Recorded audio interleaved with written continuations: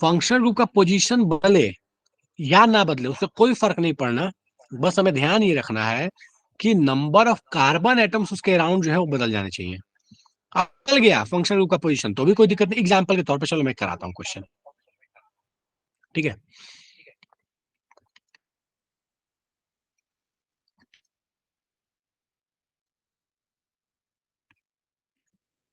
ये एक ईथर है, एक सेकंड कैसे लेता हूँ मैं, 4 कार्बन, 2 कार्बन इधर है, इधर 5 ले लिया। हाँ, अब इसमें ध्यान दो, एक साइड 4, 2, यहाँ पे देखो इस ईथर के राउंड 5, 1, ये 4, 2, हमें दिख रहा है कि नंबर ऑफ कार्बन एटम्स बदल गए, मतलब हम कह सकते हैं कि ये मेटामर्स है। अब एक चीज और भी ध्यान दो, तो यहाँ पोजीशन भी बदल गया, यहाँ पे देखो तो ये इथॉक्सी इस पैरेंट चेन के 1 नंबर पे ही लगा था, यहाँ पे देखो तो ये मिथॉक्सी है और पैरेंट चेन में कितने नंबर पे लगा है, 2 नंबर पे लगा है। तो पोजीशन रहे या ना रहे, पोजीशन बदले या ना बदले, अगर नंबर ऑफ कार्बन एटम्स बदल गए तो खेल खत्म हो गया। डन है सुल्ताना?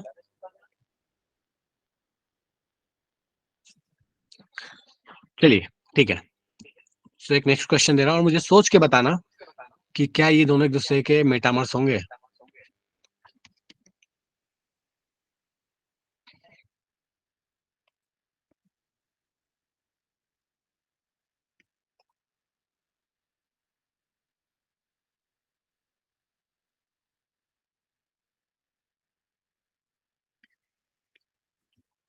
क्या ये दोनों स्ट्रक्चर्स एक दूसरे के मेटामर्स हैं? अगर हैं तो क्यों हैं, नहीं है तो क्यों नहीं है, आराम से सोच के रखे रहिएगा।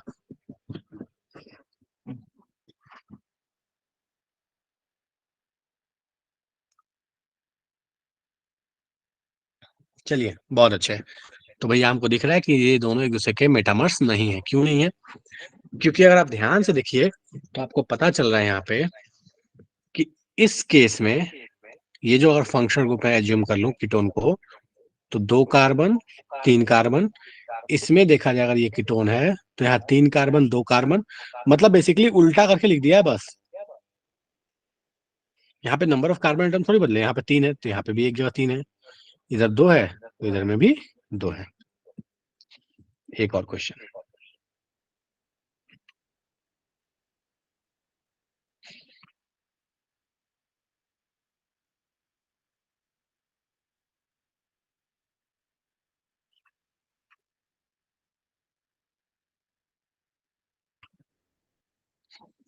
क्या है कि बताइए ये दोनों एक दूसरे के मेटामर्स हैं कि नहीं है।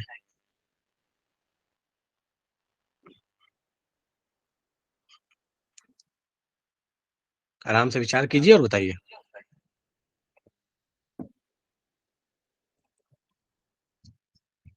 ऋषु नहीं है, आकुश नहीं, नहीं नहीं, कोई तो हाँ बोला था अभी, सुल्ताना ओके।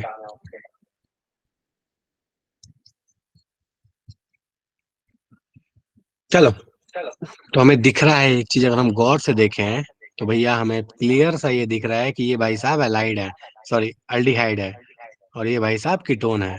और एल्डिहाइड और कीटोन अगर आ गया, दो डिफरेंट फंक्शनल ग्रुप हो गया, तो हमें पता है कि ये फंक्शनल आइसोमर्स होगा, मेटामर होने की कोई संभावना नहीं है। ठीक है, इस बात का हमें खास ख्याल रखना है। चलिए, अब आते हैं अपने आज के मेन टॉपिक पे। तो हमने जब क्लासिफिकेशन किया था आइसोमरिज्म में, तो हमने पहले किया स्ट्रक्चरल और स्टीरियो। स्ट्रक्चर में बहुत सारी चीजें पढ़ गए, स्टीरियो में हमने पढ़ा था 2 चीजें, दैट इज ज्योमेट्रिकल और ऑप्टिकल।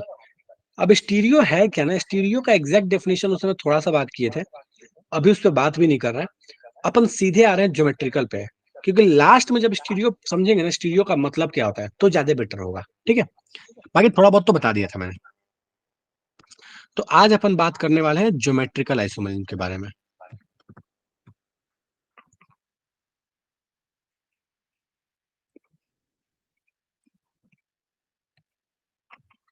ठीक है, चलो, तो क्या होता है ज्योमेट्रिकल आइसोमरिज्म? देखो, ज्योमेट्रिकल आइसोमरिज्म का मतलब होता है वो आइसोमरिज्म जो अराइज होता है due to restricted rotation. Restricted rotations के वजह से जो कहीं पे आइसोमरिज्म आता है। अभी ये रिस्ट्रिक्टेड रोटेशन क्या है, तो देखो अभी तो वीडियो ऑन नहीं कर सकता, बट मैं कभी अगले क्लास में वीडियो ऑन करूंगा तो मैं आपको समझाऊंगा कि रिस्ट्रिक्टेड रोटेशन का मतलब क्या होता है। आसान भाषा में समझो कि अगर मान, ठीक है, तो मैं यहाँ पे थोड़ा लेके समझाता हूँ आपको।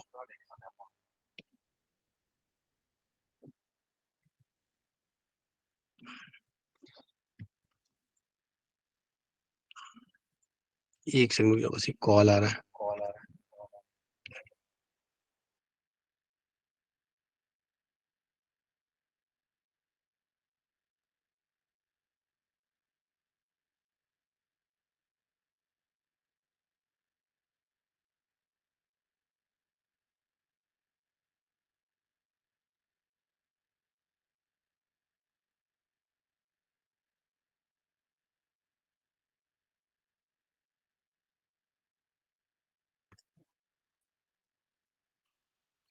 चलो, तो क्या कहता है, कहता है कि मान लो ऐसे मैं दो रॉड से पाइप, दो पाइप लेता हूँ, ठीक है,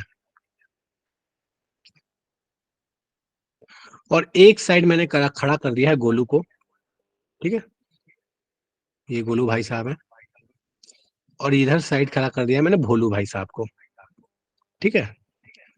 इन्होंने यहाँ पे ऐसे पकड़ लिया एक हाथ से, और इसको एक हाथ से, इन्होंने भी क्या किया, इसको एक हाथ से पकड़ लिया, इसको दूसरे हाथ से पकड़ लिया, ठीक है।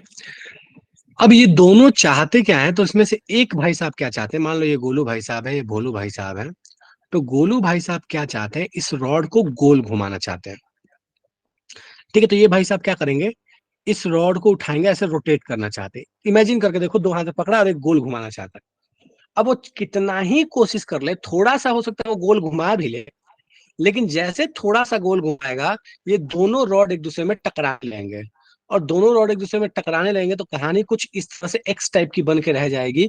अब इसके आगे ये रोटेशन पॉसिबल ही नहीं है। अगर इसको रोटेट पूरा करना है तो होना ये पड़ेगा कि गोलू भाई साहब को भी गोल गोल घूमना पड़ेगा, ठीक है, गोलू भाई साहब भी गोल गोल घूमे, और आपके पास भोलू भाई साहब भी गोल गोल घूमे, और ये पॉसिबल नहीं होता, ठीक है। तो ये जो अभी जस्ट मैंने बताया कि भाई साहब, एक भाई साहब चाह रहे हैं कि गोल घूम जाए, दूसरा नहीं चाह रहा है कि गोल घूमे, तो इसी तरह की कहानी को बोलते हैं रेस्ट्रिक्टेड रोटेशन। ये कितना ही चाह ले कि दोनों पाइप को हम गोल गोल घुमा लें, ये पॉसिबल नहीं है, due to this restricted rotation. लेकिन इसी जगह पे सिर्फ एक पाइप होता है, इमेजिन करो सिर्फ एक पाइप होता, ठीक है, मान लो ये एक पाइप है सिर्फ। अब इस एक पाइप को ना, इसे क्या कराना ना, रोटेट करना है, ठीक है, सिर्फ गोला गोला इस पाइप को गोल गोल घुमाना है, ठीक है, एक साइड गोलू एक साइड भगेलू है, ठीक है। अब मान लो कि अगर गोलू जो है ना, उसके पास भीम का पावर है, एकदम ताकतवर है, एकदम भीम जैसा है, तो ये क्या करेगा, इसको पकड़ेगा हाथ से, बोलेगा चल, तो इसको पटापट से ना रॉल ऐसे करने लगेगा, गोल गोल घुमाने लगेगा। ये कितना ही चाले, खूब फ्रिक्शन भी लगाएगा ना, और ये अगर भीम जैसा स्ट्रॉन्गर है तो इसको गोल घुमा लेगा। मतलब कि एक पाइप को तो गोल घुमाना आसान है, लेकिन दो पाइप को एक दूसरे के साथ साथ गोल घुमा पाना पॉसिबल नहीं है। इसी कहानी को कहा जाता है, this is known as restricted rotation, ठीक है। चलो, तो कहता है कोई भी ऐसा आइसोमरिज्म जो इस रिस्ट्रिक्टेड रोटेशन के वजह से आए, उस तरह के आइसोमरिज्म को हम कहते हैं रेस्ट्रिक्टेड रोटेशन, ठीक है। तो इस तरह के आइसोमरिज्म को कहा जाता है दैट इज ज्योमेट्रिकल आइसोमरिज्म। अब ज्योमेट्रिकल वर्ड का क्या इंपॉर्टेंस है, देखो आसान भाषा में समझ लो, एकदम सस्ते में, कि कहीं भी ज्योमेट्रिकल आइसोमरिज्म होगा ना, तो दोनों में जो एटम्स जिससे भी बॉन्डेड थे, वो स्ट्रक्चर कभी नहीं बदलेगा। मतलब क्लोरीन अगर कार्बन से बॉन्डेड था तो कार्बन से ही रहेगा, ब्रोमीन अगर हाइड्रोजन से बॉन्डेड है तो उसी से रहेगा। मतलब किसी का बॉन्ड नहीं बदलने वाला, जो इसके साथ था वो उसी के साथ रहेगा। बस फर्क क्या पड़ेगा, एकदम सिंपल से भाषा में समझ लो, एंगल्स बदल जाएंगे। एक दूसरे के लिए जो एंगल्स है ना, जो पहले किसी एंगल पे थे, वो एंगल क्या हो जाएगा, चेंज होने लगेगा। बाकी और कुछ नहीं बदलने वाला। और जैसे बात एंगल की आती है, हमको समझ में आता है कि दैट इज ज्योमेट्री, मैथ्स के ज्योमेट्री उससे डील करता है, इसलिए इसका नाम है ज्योमेट्रिकल आइसोमरिज्म। चलो, अब जरा इस चीज को मैं समझाता हूँ यहाँ पे क्या कहानी। मान लो अपने पास कार्बन जो है और ये इथीन बनाया हुआ है। अब ये डबल बॉन्ड है, सी है, यहाँ एच है, यहाँ एच है, यहाँ एच है, यहाँ एच है। और हमको एक बात बड़े अच्छे से पता है। क्या अच्छे से पता है? तो हमको ये बड़े अच्छे से पता है कि भाई साहब ये वाला जो बॉन्ड एंगल होता है, ये लगभग, एग्जैक्ट तो नहीं, लेकिन लगभग लगभग ये 120 डिग्री का होता है। क्यों होता है? क्योंकि इसका हाइब्रिडाइजेशन क्या है, sp2। और sp2 से हम बचपन से पढ़े कि sp2 का मतलब हो गया कि अपने पास ट्राइगोनल प्लेनर। और ट्राइगोनल प्लेनर जैसे ही अपन बोल रहे हैं तो हमको ये समझ में आ गया कि अगर ये ट्राइगोनल प्लेनर स्ट्रक्चर है तो ये एंगल लगभग 120 होगा। ये भी एंगल लगभग 120 होगा। ठीक है, ये भी एंगल लगभग 120 होगा। अब इसमें आप कुछ भी हाथ पैर मार लीजिए, आप क्या कीजिए, आप इस हाइड्रोजन को उठा के यहाँ रख दीजिए, इसको उठा के यहाँ रख दीजिए, इसको उठा के यहाँ कर दीजिए, कुछ भी कर दीजिए। अगर आपने इसमें एंगल को ऊपर नीचे, ऐसे समझो, इसको नीचे इसको ऊपर बस कर लो, इसको नीचे इसको ऊपर कर लो, कुछ भी कर लो, जो नया स्ट्रक्चर बनेगा ना वो भी एकदम एग्जैक्ट इसी के जैसा होगा। क्यों होगा? क्यों भैया, यहाँ पे ये इसके जगह है या इसकी जगह है, कोई फर्क नहीं पड़ना, क्योंकि दोनों के दोनों क्या है, सेम चीज है। लेकिन इसी केस में, इसी तरह के केस में मैं थोड़ा सा कहानी को ट्विस्ट कर दूं। मैं क्या कर दूं? मैंने बोला कि सी डबल बॉन्ड सी है, ठीक है, इससे ऐसे दो बॉन्ड्स हैं। और अब की बार क्या है कि यहां पे लगा है एच और यहां पे लगा हुआ है सी एल। यहां पे लगा है एच और यहां पे लगा है सी एल। ठीक है। और इसमें मैं क्या करूं कि मुझे थोड़ी पहले से पता था हमेशा कि भैया यहाँ पे एच ऊपर में रहेगा, सी एल नीचे में रहेगा, हो सकता है ये दोनों अपोजिट जगह लगे हो। तो मैं एक स्ट्रक्चर और बनाने का प्रयास करता हूँ जिसमें ना दोनों के पोजीशन को बदल दूंगा मैं। ठीक है, तो मैंने क्या किया, सी सी, यहाँ H, sorry, C L, H, H, C L. अब जैसे मैं इन दोनों स्ट्रक्चर को कंपैरिजन कर रहा हूं ना, तो मुझे दिख रहा है कि भैया ये दोनों एग्जैक्ट सेम नहीं है। क्यों सेम नहीं है? क्योंकि दिख रहा है कि पहले इस एच में और इस एच का जो बॉन्ड एंगल था वो ये वाला था, लगभग 120 डिग्री। अब जो इस एच और इस एच के बीच का जो बॉन्ड एंगल है, ये दोनों एक दूसरे से पैरेलल जैसे दिख रहे हैं। मतलब एक्चुअली ये बॉन्ड एंगल जो है 80 डिग्री हो चुका है। दूसरी चीज हमें क्या दिखे, आसान भाषा में देखा जाए तो पहले ये एच यहीं से टुका के इसको देख लिया करता था सामने सामने। अब इस एच को देखना है अगर, तो बीच में दोनों कार्बन जो है ये बाधा दे दे रहे हैं। ठीक है, यहां से देखना चाह रहा है पर बेचारा देख नहीं पा रहा है इसको। सामने वाले खिड़की में एच बैठा है लेकिन ये बेचारे दो दो बीच में डिस्टर्बिंग एलिमेंट आ गए हैं। तो बेसिकली हुआ क्या, हुआ ये कि एच का सीएल का सी के साथ ही बॉन्ड है, कोई बॉन्ड नहीं बदला, बस बॉन्ड एंगल्स बदल गए। जो पहले इधर वाले सीएल इधर वाले एच का जो एंगल था, जो इधर वाले सीएल इधर वाले सीएल का एंगल था, अब जो सेकंड केस है उसमें अलग हो गया है। तो ये जो दोनों हैं, ये दोनों एक दूसरे कहलाएंगे, these are geometricals isomer of each other. अब जरूरी नहीं है कि सिर्फ डबल बॉन्ड में ही हो, ये होने के लिए बहुत सारे केसेस पॉसिबल हैं। बस समझाने के लिए मैंने ये बताया कि बॉन्ड एंगल बदल गया और कुछ ना बदला। तो इस तरह की जो कहानी होगी उसको बोलेंगे ज्योमेट्रिकल आइसोमर्स। बॉन्ड एंगल बदलने के साथ एक बात हमको ये समझना पड़ेगा कि दोनों आइसोमर्स हैं एक दूसरे के। और आइसोमर्स कैसे चेक करते हैं, तो बहुत स्टार्ट में बताया था कि दोनों स्ट्रक्चर को एक दूसरे के ऊपर चिपका दो। अगर पूरे तरीके से कॉपी पेस्ट हो गया तो आइसोमर नहीं है, सेम है। अगर कॉपी पेस्ट नहीं हो रहा है तो इसका मतलब आइसोमर है। दोनों के एक दूसरे के ऊपर चिपकाओगे, नहीं चिपकेंगे, इसका मतलब दोनों एक दूसरे का आइसोमर तो है। मुझे ये बता दो, रेस्ट्रिक्टेड रोटेशन और इस कहानी में कोई तकलीफ है तो फटाफट से बता दो, कोई चीज समझ नहीं आई हो तो फिर अपन आगे बात करेंगे। ठीक है, चलो। अब सवाल उठता है कि आखिर ये दिखाता कौन कौन है, कहाँ कहाँ ये देखने को मिलता है। ठीक है, तो देखो जनरली, GI,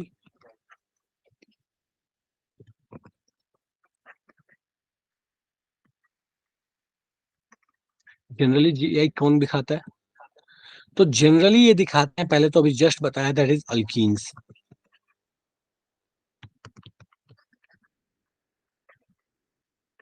ठीक है, सेकंड कहानी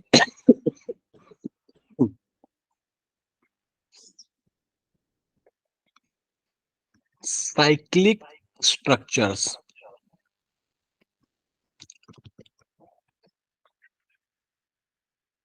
आएंगे इस पे भी। ठीक है। बाईफिनाइल्स। अब बाईफिनाइल्स में तो खैर दोनों ही दिखता है, जीआई भी दिखता है और ऑप्टिकल आइसोमरिज्म भी दिखता है। ठीक है, डिपेंड ऑन द केस है वो। किसी केस में जीआई, किसी केस में ऑप्टिकल आइसोमरिज्म। ठीक है। चलो, अब जरा मैं साइक्लिक स्ट्रक्चर्स में जीआई समझाने का प्रयास करता हूँ, ध्यान देना। ठीक है। फिर आएंगे इसके नोमेनक्लेचर पे। तो कहता है साइक्लिक स्ट्रक्चर में कैसे होता है। सो अपने पास मान लो ये स्ट्रक्चर दे दिया, जैसे दिस इज साइक्लोप्रोपेन। और हमको एक बात बड़े अच्छे से पता है बचपन से ही। क्या पता है? तो भैया यहाँ पे अगर ये तीनों प्लेन में है तो मैंने लाइन से बना लिया। अब मान लो हमें पता है कि यहाँ हाइड्रोजन अगर ऊपर आता होगा, तो हमें पता है ऊपर आने के लिए हम ये यूज कर लेते हैं, दैट इज वेज लाइन। हमने इसका इस्तेमाल कर लिया। ठीक है। और मान लो नीचे साइड जा रहा होगा, तो उसके लिए हमने यूज करना है डेड डैश लाइन, तो मान लो ये इस्तेमाल कर लेता हूँ मैं। ठीक है। सेम मान लो यहाँ पे होगा, इधर बना लेता हूँ। तो ये हो गया डैश, और ये अपने पास हो गया वेज। ठीक है। अब दोनों जगह पे मैं चीजें बता देता हूँ, कुछ कुछ रख देता हूँ मैं।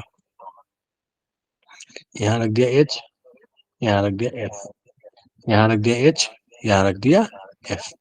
अब अगर ध्यान से देखो तो यहाँ पे भी हमें दिख रहा है कि हम कितना ही कोशिश कर लें, अगर हम इसको रोटेट भी करने का प्रयास करेंगे तो हमें पता है कि साइक्लिक चीजों को आप रोटेट नहीं करा सकते।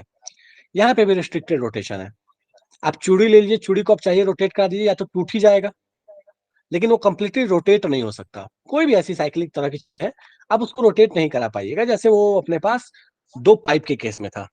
अब इस केस में हमको दिख रहा है कि अच्छा पहले ये एफ और एफ आमने सामने थे, एच और एच आमने सामने थे, बाद में मैं इस एच को यहाँ भेज दूं, इस एफ को यहाँ भेज दूं तो एक अलग स्ट्रक्चर बन जाएगा। मतलब साइक्लिक वाले केसेस में भी ये पॉसिबिलिटी है कि वो अपने पास जीआई को दिखा सकते हैं, इसमें कोई समस्या नहीं है। अब सवाल उठता है कि भैया ये तो ठीक है कि दिखा सकते और नहीं दिखा सकते, लेकिन हमें कैसे पता चलेगा कि जो स्ट्रक्चर हमें मिला है उसमें, अब किसी ने मुझे बोल दिया, पिछले वाले स्ट्रक्चर को ही मैं ले लेता हूं, किसी ने मुझे बोल दिया कि आप 1,2-डाई क्लोरोइथीन बनाइए। अब मुझे कैसे पता चलेगा कि पहला वाला बनाना है कि दूसरा वाला बनाना है, क्योंकि है तो दोनों ही सेम, नाम तो दोनों का ही सेम आ रहा है। तो उस केस में क्या करते हैं कि यहाँ पे थोड़ा सा नोमेनक्लेचर पढ़ते हैं, यहाँ पे थोड़ा सा नोमेनक्लेचर का इस्तेमाल करते हैं। क्या कहते हैं? कहते हैं कि जिस केस में सेम ग्रुप अगर आपको आमने सामने दिख जाए, तो कहते हैं कि this is a cis form, C I S, cis form. जिस केस में सेम ग्रुप अपोजिट साइड दिख जाए, तो हम इसको बोलते हैं दिस इज अ ट्रांसफॉर्म। और ये ध्यान रखना है कि कब ये आइसोमरिज्म दिखाएगा और नहीं दिखाएगा, तो ये बात एकदम बिल्कुल क्लियर होनी चाहिए कि एक कार्बन से जुड़े दोनों ग्रुप अलग अलग होंगे तो ही आइसोमरिज्म दिखाएगा, क्योंकि ऊपर नीचे होंगे तो पोजीशन बदलेगा। अगर किसी भी कार्बन से जुड़े हुए अगर दोनों ग्रुप सेम हो गए, तो उस केस में आइसोमरिज्म जीआई दिखाने की पॉसिबिलिटी नहीं है। जबकि यहाँ पे ही मैंने आपको समझा दिया था कि भैया यहाँ पे पॉसिबिलिटी नहीं है, इसलिए लिखवा नहीं रहा मैं।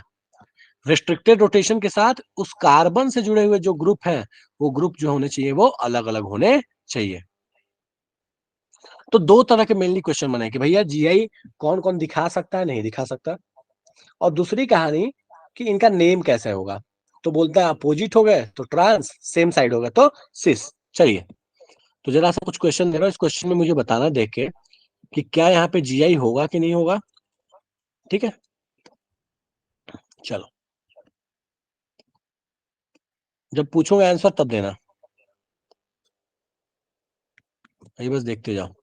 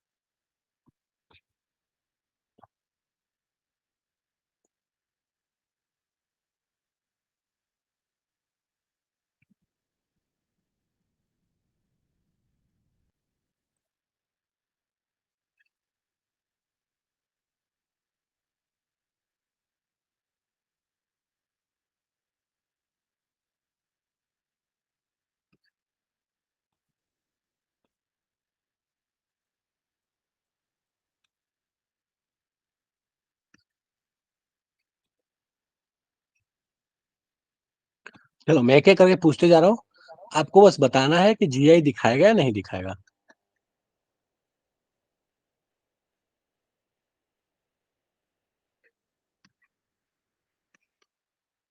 ठीक है, पहला वाला मुझे फटाफट से बताओ, पहला वाला ज्योमेट्रिकल आइसोमेरिज्म दिखाएगा कि नहीं दिखाएगा।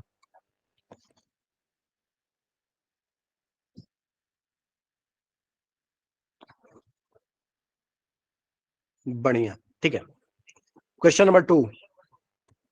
क्वेश्चन नंबर टू, जीआई दिखाएगा कि नहीं दिखाएगा।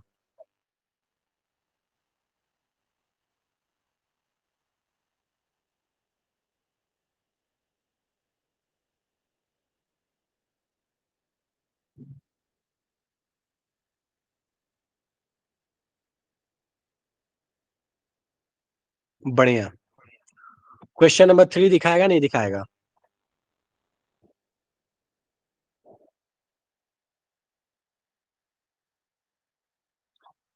बढ़िया, दिख रहा है ये ट्रांसफॉर्म है।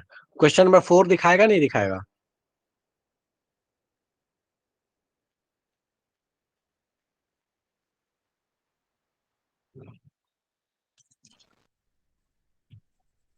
Question number four.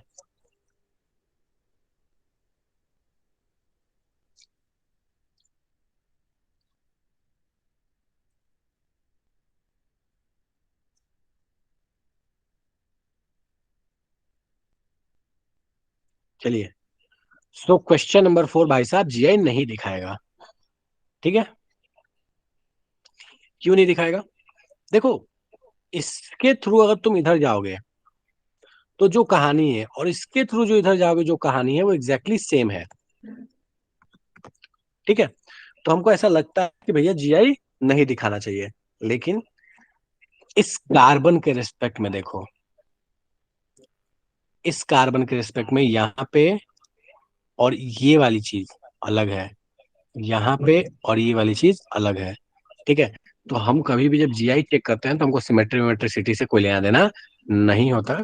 ठीक है, तो इस वजह से भाई साहब, कोई भी ऐसा क्वेश्चन आ जाए, कोई एक्स्ट्रा दिमाग नहीं मारना।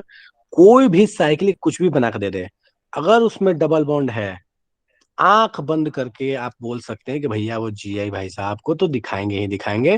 क्यों? क्योंकि इस वाले चीज को आप चाहें तो ऊपर कनेक्ट कर सकते हैं। लेकिन अगर इस जगह पे तीन कार्बन का साइकिल आ जाए तो थोड़ा दुख है।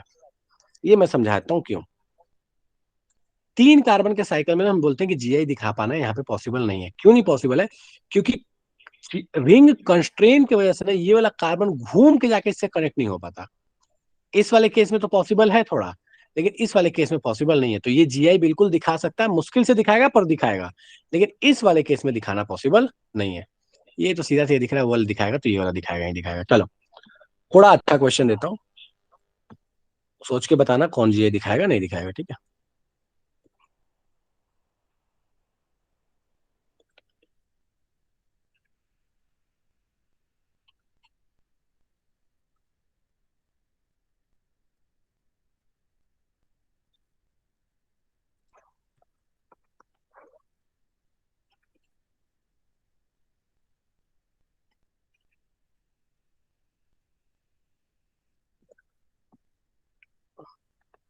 छः।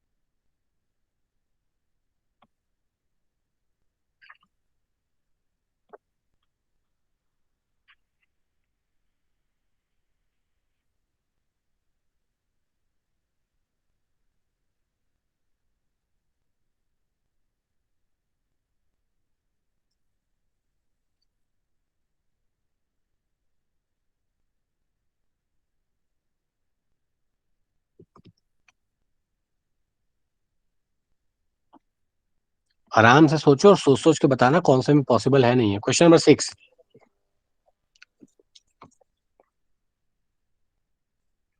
क्वेश्चन नंबर 6 दिखाएगा नहीं दिखाएगा?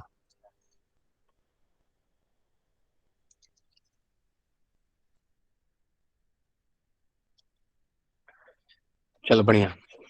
तो एक जगह से यहां से तो ना दिखाया क्योंकि यहाँ पे दोनों सेम, यहाँ पे देखो तो यहाँ पे अलग अलग है। तो इस डबल बॉन्ड के राउंड दिखा सकता है। ठीक है, चलिए। Question number 7। Question number 7 GI दिखाएगा कि नहीं दिखाएगा?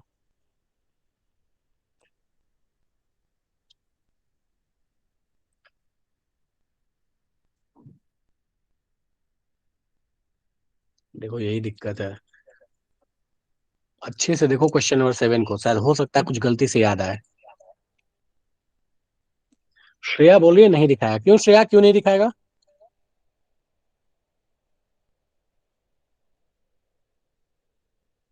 सर एक कार्बन पे अलग है। कहाँ अलग है? ClH लगा हुआ है, उसको उल्टा कर दूं तो क्या लगता है नहीं दिखाएगा? C double bond C, double bond C, मान लो यहाँ H, यहाँ पे Cl, यहाँ पे Cl और ये H। अब लग तो रहा है कि दोनों एक दूसरे पे कॉपी नहीं हो रहे, तो जी दिखाएगा।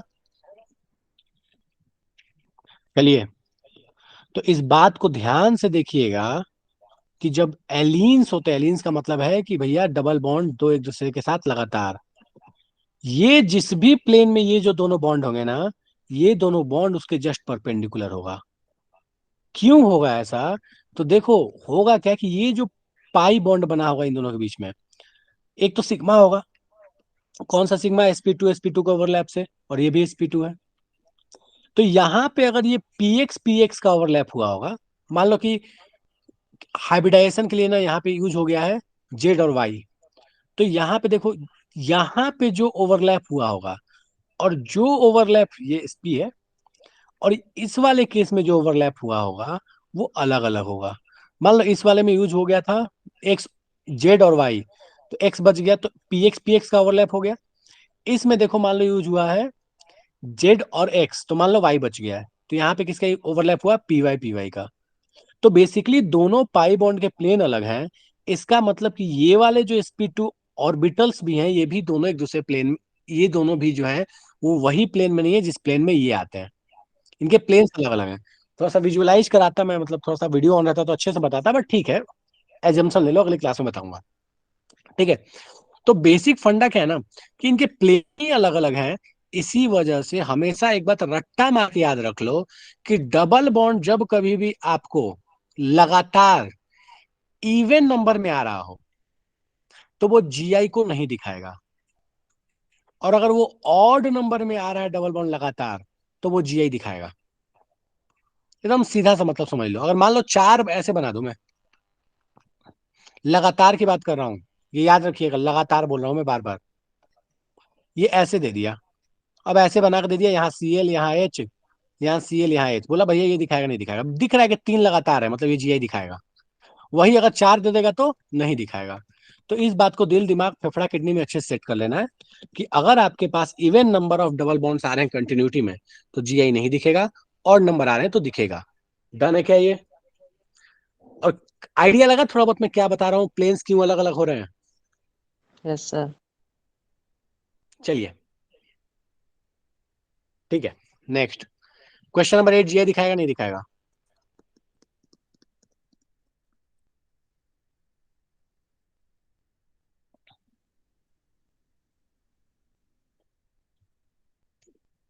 Question number 8।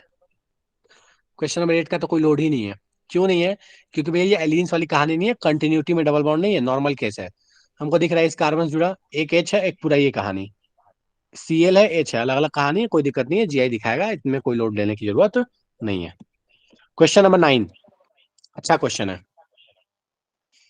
क्वेश्चन नंबर 9 मुझे बताओ, जीआई दिखाएगा कि नहीं दिखाएगा?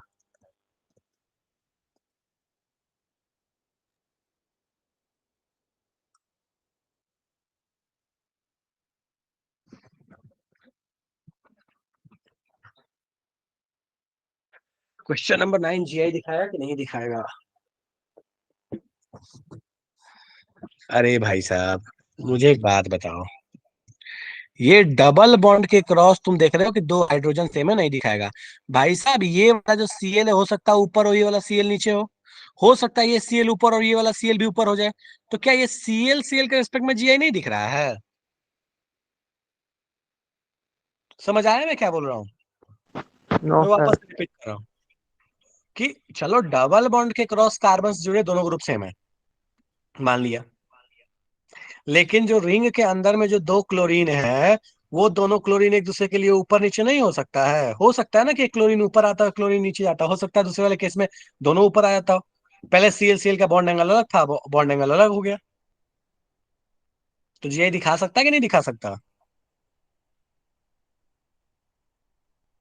चलेगा? चलो, एक और क्वेश्चन।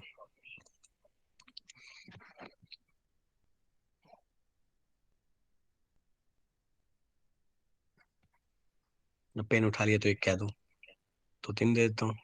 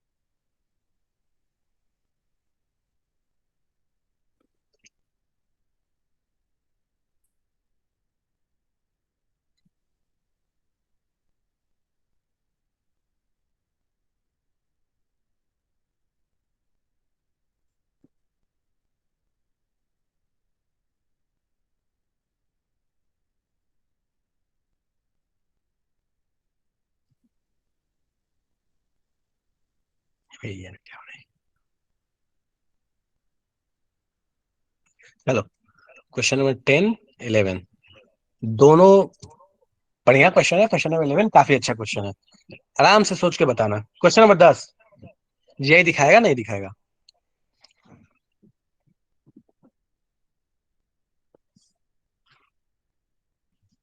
क्वेश्चन नंबर 10 में जीआई दिखाएगा नहीं दिखाएगा? सब चिल्ला के कह रहा है दिखाएगा दिखाएगा दिखाएगा। चलो, एक ऑडियो, कोई भी एक ऑडियो ऑन करके जरा समझाओ तो जीआई कैसे दिखाएगा क्वेश्चन नंबर 10 में। समझाओ जरा कैसे जीआई दिखाएगा। तुम एक स्ट्रक्चर बना दो जिसमें कोई भी दो एटम का बॉन्ड एंगल बदल जाए, बाकी कनेक्शन सेम होने चाहिए। मुझे समझा दो बस, एकदम लाइन से सब ये बोला है। चलो रोहित, मुझे बताओ कैसे जीआई दिखा रहा है।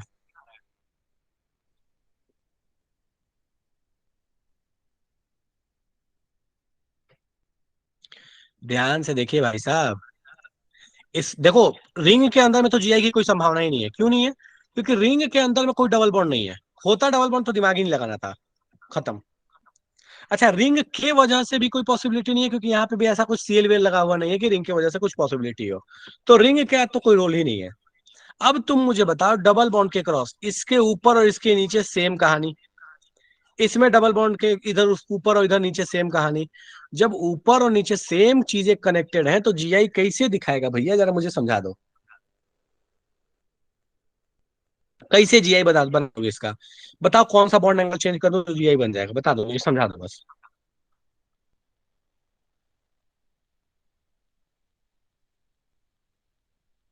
कोई ऐसा है पॉसिबिलिटी? नहीं है, कोई ऐसी पॉसिबिलिटी नहीं है। सर। बोलिए। सर सीएल वाले केस में भी तो सेम यही था फिर। कौन से सी वाले केस में सेम था? रुको रुको रुको, इसमें इसीलिए सर, हाँ सर। देखो यही दुख है, क्योंकि हम ये सीएल वाला दुख हम समझे ही नहीं थे।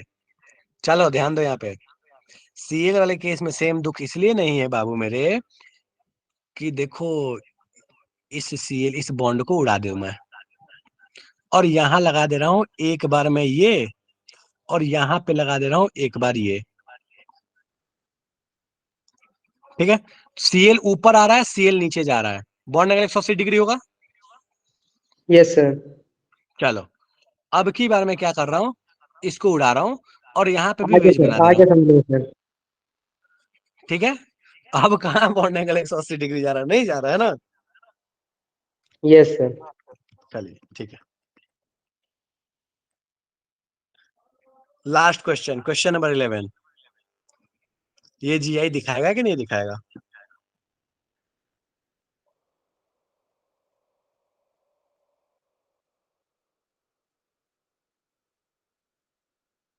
Question number 11।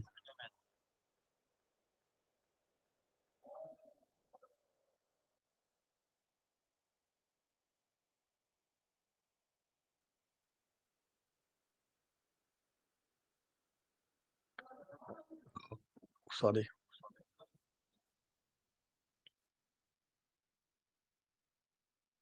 बिल्कुल ये जीआई दिखाएगा। क्यों जीआई दिखाएगा भैया? देखो, साइकिल, डबल बॉन्ड, ये तीनों इक्विवेलेंट चीजें हैं। और मैंने बोला था कि भाई साहब, अगर ऑड नंबर ऑफ आपके पास डबल बॉन्ड आ रहा है और इस कार्बन से जुड़े दोनों ग्रुप अलग हैं और इस कार्बन से जुड़े भी दो ग्रुप अलग हैं, एक एच है और एक सीएल है, तो हमको जैसे ही ये कहानी दिखेगी हम आंख बंद करके बोलेंगे कि ऑड नंबर ऑफ यहाँ पे डबल बॉन्ड्स है या रिस्ट्रिक्टेड रोटेशंस है, और यहाँ पे दो जगह, इस पे भी दो अलग ग्रुप अटैच है, इस पे भी दो अलग ग्रुप अटैच है, आंख बंद करके बोल सकते हैं जीआई दिखाएगा। बात खत्म। चलेगा क्या? ठीक है, तो यहाँ वाला सीएल और एच और ये वाला सीएल और एच दिखाएगा, लेकिन इसी केस को मैं बदल देता ना तो बोलते जीआई नहीं दिखाएगा। देखो, एग्जांपल लेके समझा देता हूँ मैं।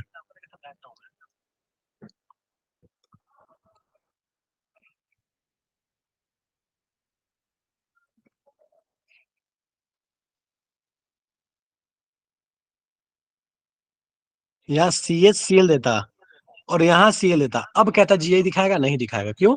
क्योंकि ये से साइक्लिक और ये डबल बॉन्ड, ये कंटिन्यूटी, ये दो है सामने एकदम साथ साथ में, और हमको पता है कि इवन नंबर ऑफ अगर डबल बॉन्ड आता है साथ साथ में, भले ही यहाँ पे अलग अलग ग्रुप्स अटैच हैं, उस केस में जीआई दिखाने की कोई पॉसिबिलिटी नहीं है।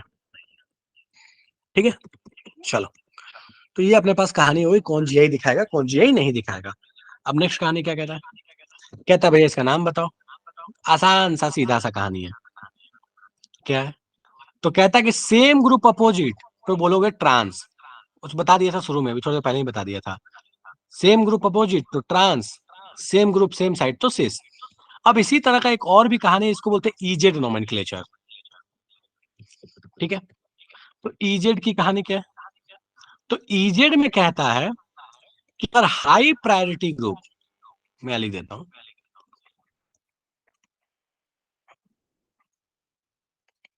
High priority on opposite side, यहाँ पे high priority on same side. ठीक है, अब हाई और लो प्रायोरिटी क्या है ना, इसको समझने के लिए हमें यूज करना पड़ता है CIP rule, Cahn Ingold Prelog rule. ठीक है, थोड़ा सा उसको मैं समझाता हूँ, बहुत डिटेल्स में तो नहीं जाऊंगा, जरूरत ही नहीं है, बट थोड़ा सा जितना आता है क्वेश्चन उतने पे अपन बात कर लेंगे, उतने में अपना हो जाएगा। ठीक है, चलिए।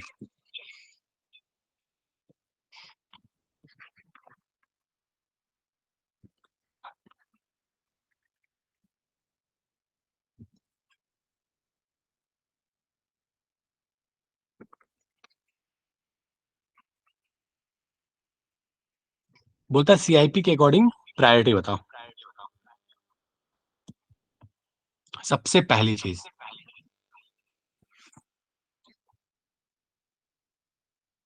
Directly proportional to atomic number of directly bonded atom.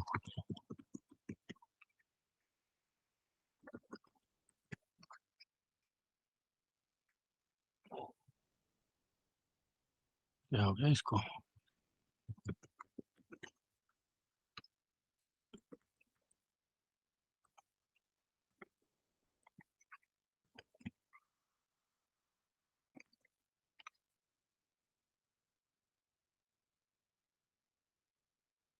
मतलब कहता है कि अगर मान लीजिए आपके पास ऐसा हो गया कि आपने देखा कि कार्बन से जुड़ा Cl भी है, Br भी है और F भी है, I भी है। तो आप कहिए कि I की प्रायोरिटी हाई, फिर Br, फिर Cl, फिर F। ठीक है। तो सीधा सा मतलब है कि अगर प्रायोरिटी ज्यादा है आपके पास होगी, तब जब आपके पास एटॉमिक नंबर ज्यादा होगा। किसका? जो एटम डायरेक्टली बॉन्डेड है कार्बन से, जिसके अराउंड आप प्रायोरिटी बनाना चाहते हो, नंबरिंग करना चाहते हो। सर सेकंड, CIP क्या है ये? इसको बोलते हैं कान इन गोल्ड प्रोलोग रूल। इससे हम प्रायोरिटी डिसाइड करते हैं किसी भी ग्रुप का, ताकि हम इजेड नोमेनक्लेचर या आरएस नोमेनक्लेचर हम कर सकें। ठीक है, चलिए नेक्स्ट क्या कहता है। कहता है कि अगर सेम एटॉमिक नंबर हो जाए, सेम एटॉमिक नंबर का मतलब हो गया आइसोटोप्स हो जाए।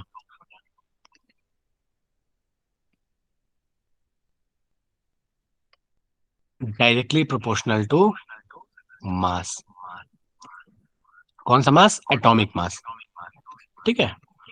मतलब अगर किसी ने बोल दिया कि अगर आपके पास क्लोरीन जो है वो 37 वाला भी है और क्लोरीन 35 वाला है, तो ज्यादा प्रायोरिटी किसकी जाएगी? 37 वाले की। ठीक है, चलो नेक्स्ट। कहता है कि मान लीजिए कि ना एटम बदला ना आइसोटोप आया। जैसे एग्जांपल के तौर पे मान लो कार्बन जुड़ा हुआ है इधर NH3, और इधर जुड़ गया NH2CH3। अब बोलता है कि बताइए इन दोनों ग्रुप में ज्यादा प्रायोरिटी किसकी? आइसो बार से आ गया तो रोहित, अगर आइसो बार आ रहा होगा तो हमें ये तो समझ में आ रहा है कि दोनों का एटॉमिक नंबर अलग होगा। अगर आप ऑक्सीजन का 16 ले रहे होंगे और मान लीजिए आपने नाइट्रोजन का ले लिया कोई आइसोटोप जिसका मास 16 है, तो हमको पता है कि इसका एटॉमिक नंबर 8 है, इसका एटॉमिक नंबर 7 है, तो ये जीत गया, खत्म खेल। ठीक है, चलो। अब कहता है कि जैसे ये डायरेक्टली बॉन्डेड एटम सेम है, एटॉमिक नंबर भी सेम है, एटॉमिक मास भी सेम है, अब क्या करें? तो कहता है ना कि इससे जुड़े हुए सबसे हेवी वाले के लिए यही सेम कंपैरिजन करो। जस्ट जो इस पे जुड़ा हुआ सबसे हेवी, सबसे हेवी का मतलब हो गया जिसका एटॉमिक नंबर सबसे ज्यादा है। अब ध्यान दो यहाँ पे, इससे जुड़ा 2 हाइड्रोजन और 1 कार्बन, इससे जुड़े तीनों हाइड्रोजन। हम क्या करेंगे? उसको पकड़ेंगे जो सबसे ज्यादा एटॉमिक नंबर का होगा। तो नाइट्रोजन से जुड़ा तीनों सेम है, तो हाइड्रोजन ही आ रहा है आपके पास नेक्स्ट स्टेप में। तो अपन ऐसे लिख लेते हैं, पहले स्टेप में नाइट्रोजन, दूसरे स्टेप में हाइड्रोजन। यहाँ पहले स्टेप में नाइट्रोजन और दूसरे स्टेप में कार्बन। हमको दिख रहा है कि पहला स्टेप वाला जब सेम हो गया तो हम दूसरे स्टेप पे जाएंगे, यहाँ हाइड्रोजन और यहाँ कार्बन, कार्बन जीत गया। ठीक है, मतलब क्या हुआ? If directly bonded is same,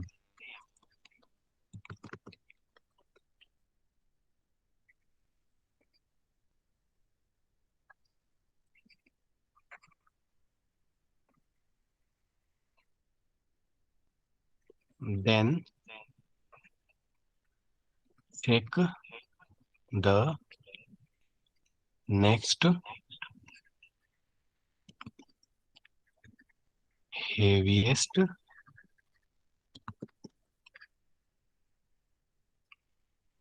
attached atom। बोलता है जो सबसे हेवी जो नेक्स्ट अटैच है ना उसको चेक कर लो, बात खत्म। ठीक है, यहाँ हाइड्रोजन और यहाँ कार्बन, कौन जीत गया? ये जीत गया।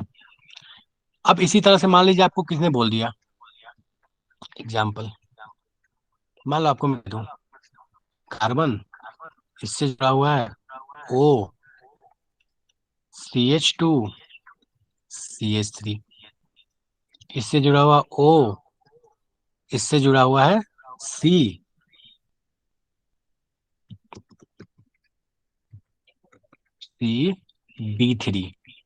मुझे चेक करके बताओ कि ऊपर और नीचे वाले में से ज्यादा प्रायोरिटी किसकी होगी। इसका नाम मान लो है ये U और ये D है।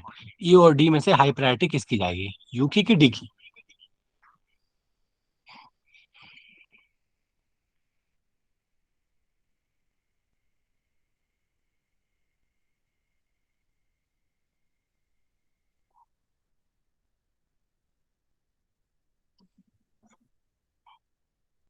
चलिए गौर से देखिए भाई, अगर आप यहाँ देखिएगा ना तो पहला आइटम सेम, ठीक है। इससे जुड़ा हुआ सबसे हैवी चेक किया, कार्बन। इससे जुड़ा सबसे हैवी चेक किया, कार्बन। इस कार्बन के बाद अगर ये सेम हो गया तो इससे जुड़ा सबसे हेवी चेक किया, that is this carbon.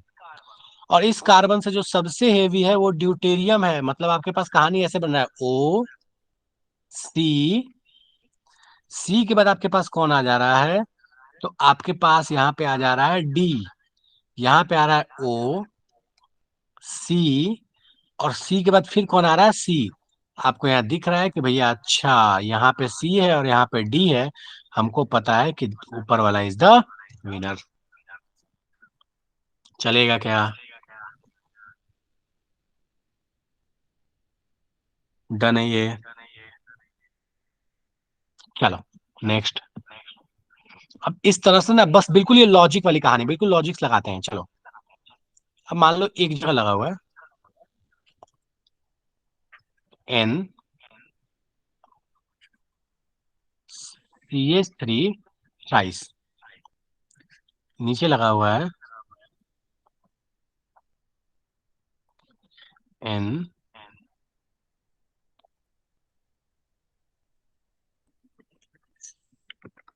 Just minute,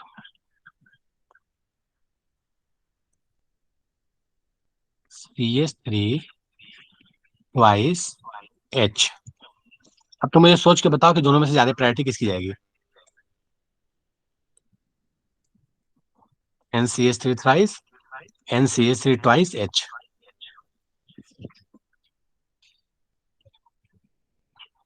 you और डी मान लो, अप साइड डाउन साइड।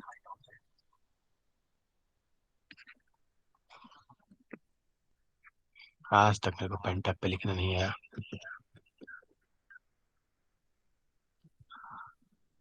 हाँ, नाइट्रोजन उससे जुड़ा हुआ, देखो अब यहाँ पे क्या है, एन, एन से अगला स्टेप में सी, यहाँ पे एन, एन से अगले स्टेप में सी, ठीक है। अच्छा यहाँ पे पहले सी के बाद भी जो दो है ना, वो देखो क्या है, सी और सी। यहां से देखो सी, और यहाँ पे देखो थर्ड हो गया है एच। ये दो तो सेम ही है, सी और सी, सी और सी, पर यहाँ सी है और यहाँ एच है। तो हमको दिख रहा है कि एच हो गया। एच एक लो प्रायोरिटी का ग्रुप है, मतलब हम आराम से बोल सकते हैं ऊपर वाला जो है वो विनर हो गया। नेक्स्ट। मतलब देखो, अगर आपके पास रिमेनिंग सेम होते हैं फिर आप आगे वाले पे जंप करते हैं। आगे पीछे वाले केस में देखना कि हम आगे देखो, अब इस पे क्या होता था ना, एक ही कार्बन था। इस पे अगर दो और भी ग्रुप लगे होते ना तो पहले उसको भी कंपेयर करते, लेकिन ऐसा केस ही नहीं था।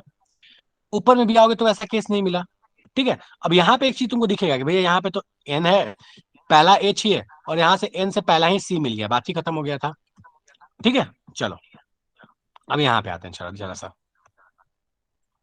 मान लो ऐसा हो जाए, आ रहे सब पे आ रहे हैं, C O H thrice, C F H two. सोच के बता इन दोनों में से कौन जीतेगा।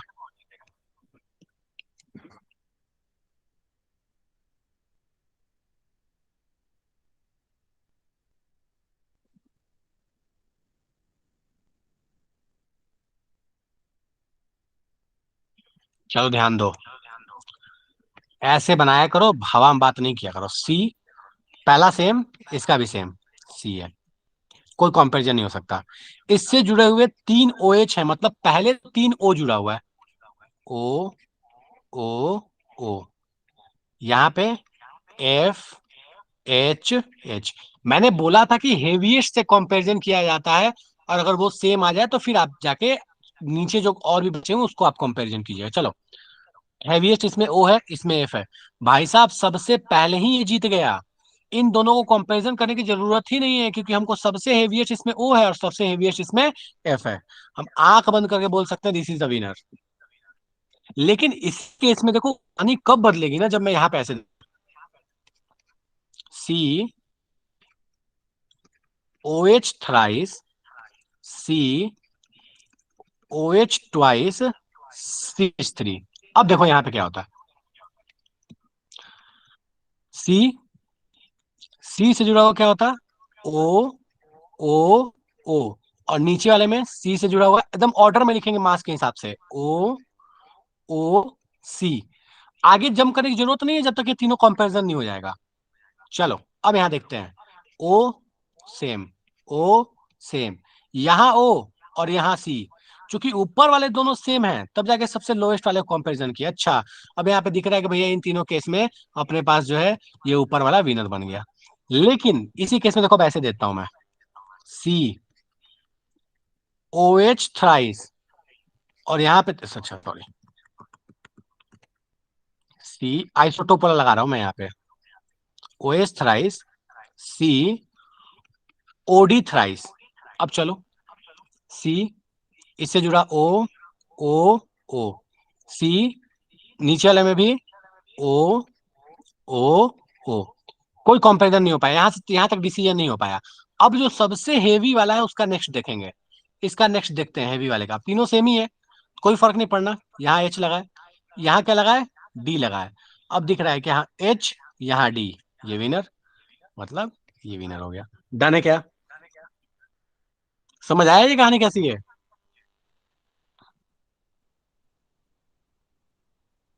हाँ जी जनता, समझ में आ रहा है ये? Yes sir. चलिए बढ़िया, ठीक है। सर ठीक है, तो आगे कहानी, हाँ बिल्कुल, आगे कहानी अगले क्लास में बेटा बात करेंगे, ठीक है। आज की सभा अपन यहीं विराम लगाते हैं, अगली क्लास में फिर आगे कहानी कंटिन्यू करेंगे, इसको थोड़ा आगे पढ़ेंगे और फिर RS नोमेनक्लेचर पे ही बात करेंगे, ठीक है। सर स्टार्टिंग में थोड़ा डाउट था सर, एक बार दिखा दो। हाँ लो दिखा दिया, बताओ। सर स्टार्टिंग का केस जिसमें आपने सर जीआई बोला था, शोज जीआई वाला क्वेश्चंस कराए थे ना स्टार्टिंग में एकदम। क्वेश्चंस ये वाला क्या, इसमें बोलो, यस सर। बताओ सर कौन ये से केस थर्ड में दिक्कत है? थर्ड थर्ड वाला केस। थर्ड वाला केस, इस कार्बन से जुड़ा हुआ इधर H है, इधर CH3 है, इस कार्बन से जुड़ा हुआ एक CH3 और एक H है, दो अलग अलग ग्रुप जुड़े हुए हैं, ये दिखाएगा, ओके सर, आगे सर। ठीक है।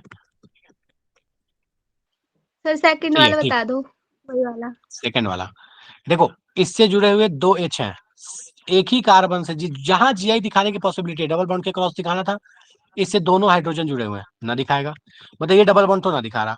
इधर डबल बॉन्ड को चेक करते हैं, यहाँ पे भी दो हाइड्रोजन जुड़ा है, ये डबल बॉन्ड में नहीं दिखाएगा, मतलब GI की कोई पॉसिबिलिटी नहीं है। डन है बेटा? Yes sir. हाँ, इसमें देखो साइक्लिक वाला ध्यान रखना, साइक्लिक वाले में क्या है कि बदल, यहाँ पे जैसे इधर इस कार्बन के लिए देखो, इधर का ग्रुप अलग, यहाँ पे H अलग, इधर का ग्रुप अलग, इधर H अलग, बस बहुत छोटा जो साइकिल हो जाएगा तो GI नहीं दिखाएगा, क्योंकि वहां पे घुमा के लगा पाना पॉसिबल नहीं होता, इसमें थोड़ा मुश्किल होता है बट हो जाता है। चलिए ठीक है, आज की सभा समाप्त है, अगली क्लास में फिर आई कहानी कंटिन्यू करेंगे। Bye bye. बाय।